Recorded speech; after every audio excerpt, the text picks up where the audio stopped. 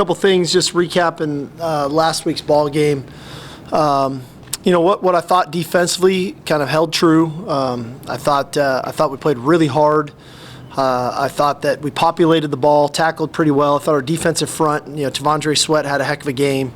But we found ways to pressure the quarterback. Probably missed a couple opportunities for another couple sacks there.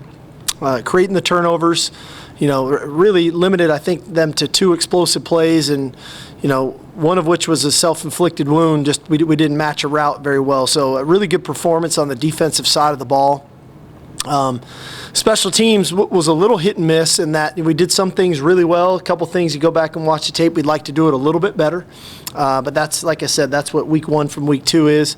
And then offensively, again, just that inconsistency early on, especially at the line of scrimmage. We made some errors up front that were uncharacteristic for us. Very fixable things, which that's what we were working on here this morning, of getting those things tightened up. A couple things in the run game as well as in the pass game. A couple of the protection breakdowns, the 4th and 1 where we don't block a free hitter right at the point of attack. So that's the good thing, that when you go watch it, that the things that occurred are fixable. But like I touched on with the team, everybody on our team has room for improvement, coaches included, where we can be better going into week 2. Clearly, week 2 is a great challenge. Going to play Alabama in Tuscaloosa, Bryant-Denny Stadium. Should be a great night of football. I know that the key to the drill for us is focusing on what we need to do to prepare and getting ourselves in the right frame of mind, mentally, physically, and emotionally to play a 4-quarter, hard-fought, very physical game. Raise your hand if you have a question. We'll get a mic to you. Start right here. Danny? Steve, can we get your review, now that you've watched film, of how you thought the running game looked against Rice, and also is there an update on CJ? Yeah, CJ's back at practice today, which was a positive. The run game-wise, there were moments when it looked really good, and I thought we started to find a little bit of rhythm there. But my evaluation of the run game might be different than others. It's how do we run the ball when they know we're going to run the ball? That's really critical, and that's something we take a lot of pride in our team run periods, the emphasis in which we do it. But like I said earlier, I thought some of the errors that occurred in the run game, why things weren't as clean as we maybe would have liked, we didn't trust our training well enough, and that's something that we need to improve upon. Because we can't guarantee what every front's going to be or what every pressure and line stunt's going to be.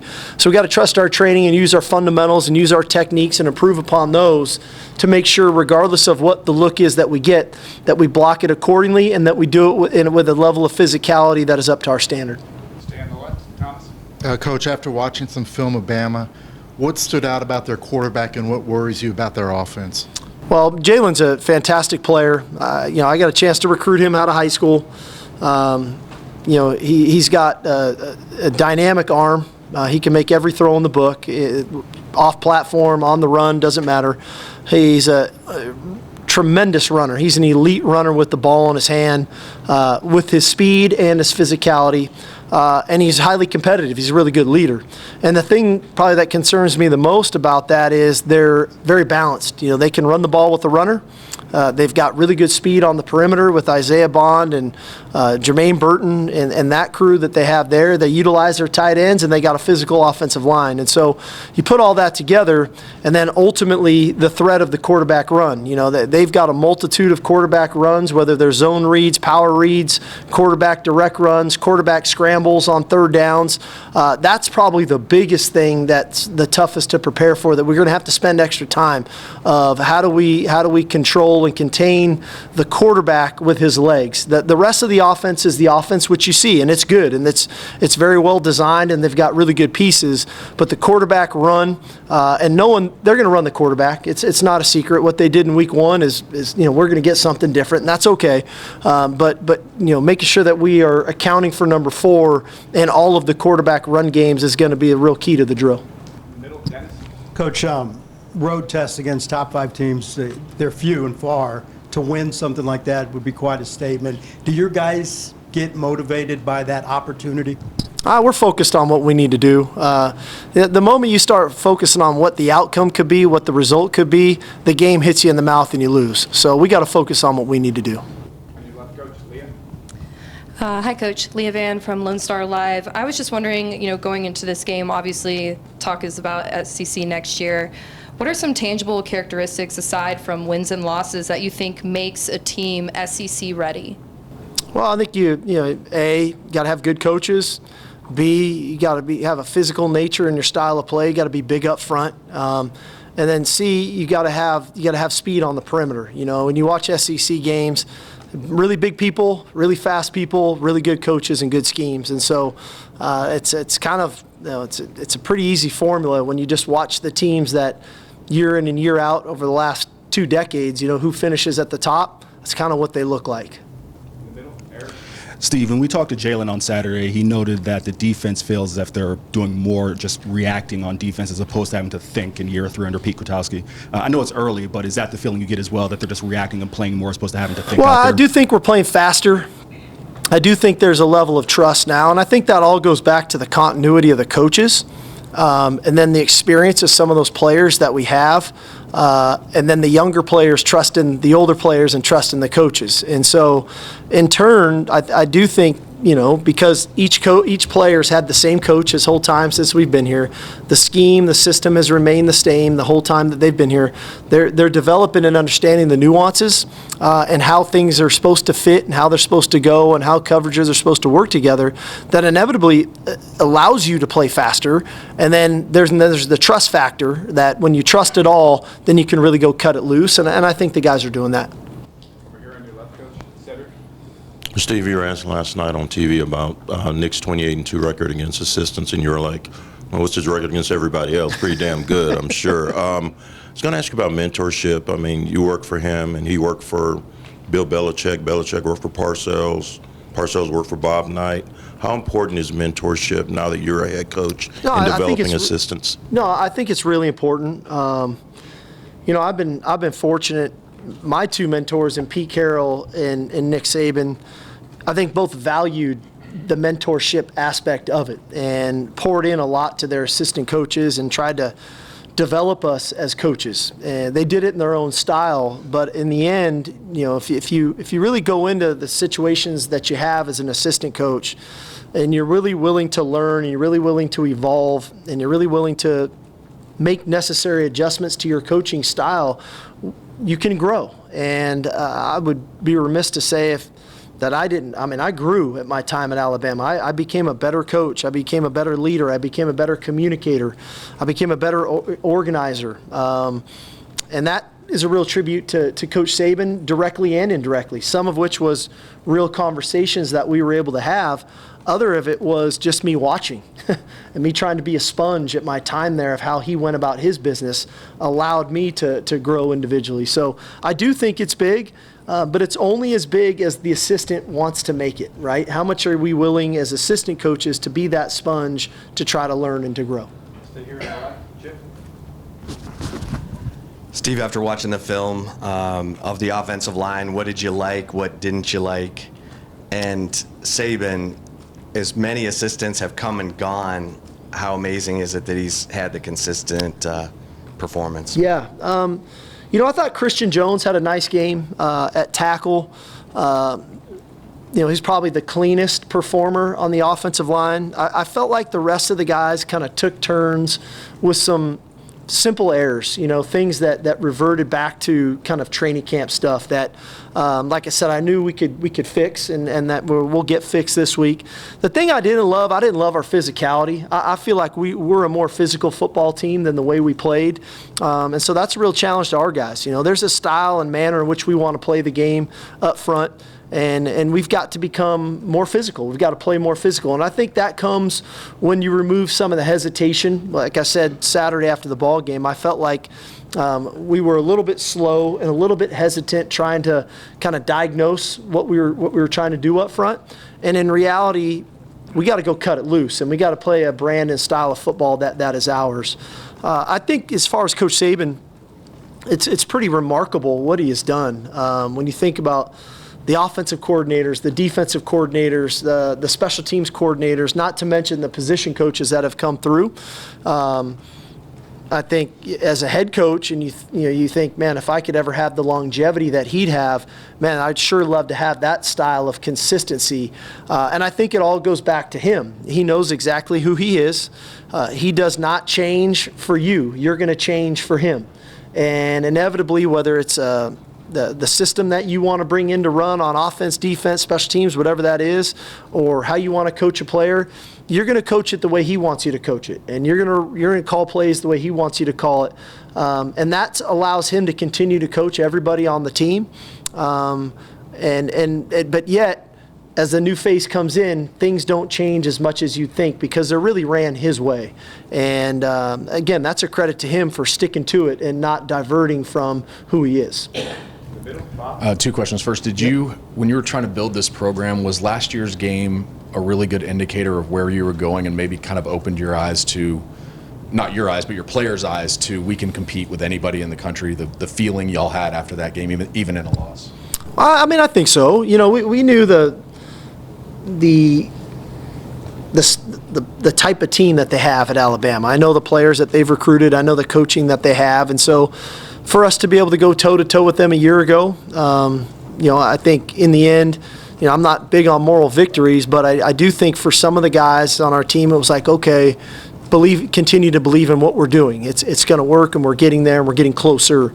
So to some degree, yes, I agree with that. And then second, did you have a spot in Tuscaloosa? Was there one dinner restaurant spot that you had that you were like, this is my go-to? You know, the moment I say one, then the other two get upset. So there's enough there for you guys the night before the game. Over here on your left, Blake. Hey, Steve. We've talked a lot about leading up to the season, just how Quinn has changed and developed. Now that you're in the season, can you point out one or two specific examples of maybe what he's like heading into this Alabama game versus what he was like heading into the Alabama game last year?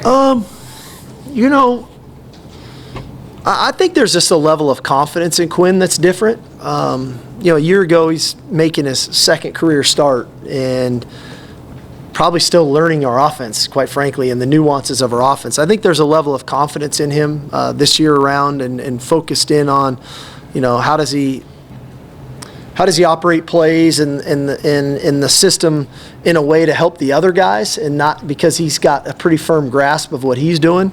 But to me, the biggest thing showed up Saturday with just the maturity, the way he rebounded coming out of halftime after a couple frustrating things. I know the quarterback takes a lot of the brunt of when things aren't just clicking smoothly on offense, but we blew some protections that weren't on him, and he took some unnecessary hits and sacks that weren't on him. We didn't run a couple routes very well, especially on a couple deep balls when you go back and watch the tape, and how we ran them, and then the throw looks errant, but quite frankly, the route wasn't exactly where it was supposed to be either. And so, but that's the life you live as a quarterback, right? You assume the blame, right? And then you give the praise when it's good. And so, but for Quinn, that didn't rattle him. You know, we got back at halftime, we got things kind of rectified, and came out and played a really clean first three drives there in the second half. So I think that he's in a good space and ready to go this week. Back to the middle, Roger. Sark, what's that balance? The nation loves these games. Everyone loves to get fired up for these games, yet you got to go to work next week just like this week, and kind of the balance of, yes, it's a national game, but it's one of 12? Well, I think you just have to stay present. You know, we got to stay present today.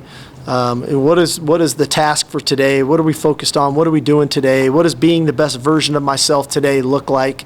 Like I said, when you get caught looking down the road and looking at the result, and looking what might lie ahead, whatever's coming today hits you right in the face and you aren't ready for it. So we just try to stay present, we try to stay focused on the task at hand, and I think that we've matured in that aspect as a team. I think our guys understand that. We went to work today, and it was a really good practice. We corrected a lot of things from Saturday. We started looking at some things for the upcoming ball game to get ourselves ready for a Tuesday practice. Stay in the middle, Jeff. Sark, you've mentioned experience throughout the offseason and even today in this presser. How important is experience and returning starters in these early season matchups? Well, I think it's helpful in that, you know, you think about some of the errors we might have had in the ball game Saturday, even from a penalty perspective, we didn't have a lot of those unforced kind of penalties and errors, right? I think our guys played pretty mature football, even though when it wasn't going right and we weren't playing great. I just felt like everybody was very comfortable, and we were allowed to kind of bring in some of our new faces, bring in some of our younger players and get them comfortable. And they were not perfect, and that's part of the growing pains for them and the development for them. But I do think there's a calming to it of guys who have been in the fire before, been in the battles before. But we coach them as harder than anybody else. And so when we go in and watch our tape on Monday, I'm coaching everybody on that team off that tape. And there's some vets that are getting coached that need to improve. That's why I said everybody has room for improvement, and we got to keep our focus there. Back by the cameras. Noah? Hey, Coach, back here with Xavier, I assume you put him up with any receiver in the country, but his demeanor seems so different. He says you wanted him to step up and be more of a leader this year. Just what have you seen with his maturation, especially with everything that he's gone through? Yeah, I think, I'm glad you guys kind of got a glimpse of that Saturday. I just feel like he's had an awesome offseason. He really has recommitted himself to his regiment, to his teammates, to the program. I think the guy's having more fun now than he's ever had here playing football. And I think he's playing fast with energy. I think he's got good leadership. And quite frankly, in the third quarter, I felt like he kind of ignited the offense with the punt return. He made a couple nice plays on the perimeter. And ultimately, that opens up AD for a touchdown. It opens up JT for a touchdown. And so I just think what he's providing day in and day out, nothing changes for him. He's the first guy on the practice field every day. He's one of the last ones to leave. He sits in the front row in every meeting. He takes great notes. But the personality of him is really back out. He's smiling so much more. You can almost feel like there's a weight lifted off his shoulders, and he's enjoying playing the game, and he's reaping the benefits of it. But we are too. Yeah, we're getting the best version of him right now, which is a really good version. On your far right, Coach. Joe? I know you're playing him once this Saturday, but your offense went up against, I guess, Nick Saban's defense a lot on the practice fields over the years. Is there anything you can take from those daily battles, or is that something maybe you kind of leave in the back of your mind and focus on what you see on film? I think what you take is they're going to be well coached. They're going to give you a multitude of defenses, fronts, coverages, pressures, and they're going to play hard. That goes without saying. So, you try to prepare the players for, maybe some tendencies and some expectations of things they might get. But at the end of the day, it's you got to earn what you get in this game, and you got to earn your yards, and that comes through execution. That's probably the biggest thing. You have to execute. There's not the ball. You can't hope the ball is going to bounce the right way. You got to execute, and you got to run it right. You got to throw it right. You got to protect right. You got to block right. And you got to do things the right way against this defense. They're going to make you earn it. Stand in the far right, Chris. You mentioned earlier about getting to recruit Jalen Milroe. What do you remember about that recruitment, trying to push against Texas at that time? And additionally, do you ever stop and think about just how interconnected quarterbacks end up being, given the connections Quinn and Jalen have, and your connections with both of them as well? Yeah, it was unique in just the timing of it all. We had another young man committed that ultimately decommitted. Bryce had then committed in the previous class. And we had Jalen in camp, and I was really impressed by him in camp. I loved his parents, the military background, the work ethic that he had, the leadership that he possessed. Very engaging young man. Was on a really good team at Katie Tompkins at the time. And so we just kind of kept chopping wood in the recruitment process. And then in the end, I just felt like there was so much upside. The physical ability that he had, the arm talent, the legs, the leadership. And he ended up committing to us at the University of Alabama, and I think it might have been a couple months later I get the job here at the University of Texas. So I was kind of kicking myself a little, but that's part of it. I do think the quarterback thing is interesting, that these guys get around each other so much. whether it's the Elite 11 things or the camps or the 7-on-7s. So there's always that kind of natural connection. And we as coaches do too. There's only so many quarterbacks in the country that you recruit and that you try to get to know. So inevitably, you get to know the young men and their families, and you root for them and you pull for them, just not this Saturday. That's kind of the key. On your right, Ed. Coach, last year your team had some success on the road with the wins at K-State and OU, but struggled some. Will you tweak anything going into Tuscaloosa, and with your knowledge of teams coming into Tuscaloosa, are you going to do anything different on this road trip that you may not do anyplace else? No, we're gonna keep it pretty consistent with what we do. I've always felt like we've always been ready to play when we've gone on the road. I think one of the challenges for this team this year is our ability to finish games. But I always felt like we've been ready to go. I've never felt like we've walked into a stadium and just been overwhelmed and not prepared. So we like our structure, we like our format and the way we go about it. Now we got to make sure that we're in the right frame of mind in that late third into the fourth quarter to go finish the game. In the middle, Jim. Steve, right here. A.D. Mitchell got in the end zone the other day. Can you just speak to adding a talent like him? He's a guy who could have stayed at Georgia and just lived on and been a hero with the highlights he'd already delivered for the Bulldogs. Well, he's been a great addition. I really think AD provides a lot of energy to that receiver room. He's been in the fire. He's been in some big games, made some big plays in big games. So I think he brings kind of some instant credibility, but yet he backs it up with his work ethic and his play. He's very smart.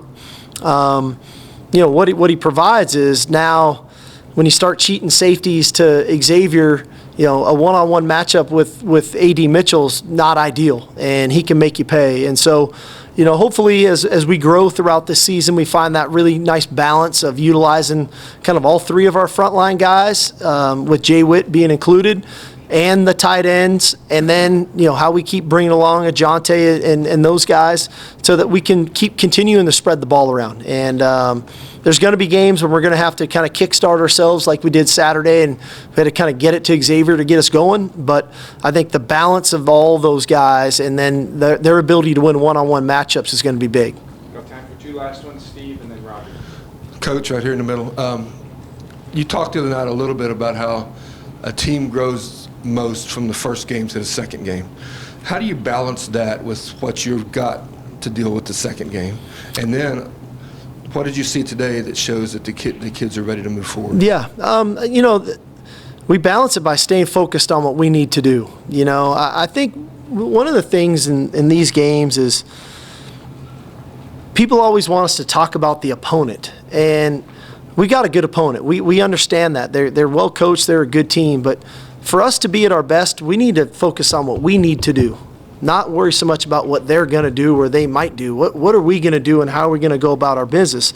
Well, for us to go handle our business and to do that, we need to fix the issues that we had, and then we can pour into us even more to get ourselves ready to play. So that side of it is not that difficult that way. And when you continue to speak that way to the players and they understand that idea is not going to change because it's Alabama one week or it was Rice the next week or whomever's down the road, that we're consistent in our messaging, then it becomes normal for them. And that's how I felt like our players were today. They understand. They want to be coached. They're a coachable team. They want to improve. They want to see their mistakes and then how can they improve that, whether it's a fundamental mistake or a scheme mistake, and then how they can improve that to be even a better player. And I think our coaches do a good job of trying to illustrate that to them. And so that's what I saw today, that they were dialed into meetings. They went out to walk through into practice with a mentality to try to get better. Last one, Roger. Sark, your love of college football and everything that goes with it, besides having really good teams, what is it about Tuscaloosa and that place that kind of has made it one of the special places? Well, I mean, they have history and tradition, right? And then doing it in Tuscaloosa for a long time. Great teams, great coaches and players that have been through there. But I also think you're talking about a state with no pro sports. Okay, so the University of Alabama football program has kind of adopted being that pro sports team in that state. And so everybody rallies around it for the 6-7 Saturdays a year in Tuscaloosa. that's their Christmas morning, and so it'll be a great environment. This Saturday will be the same.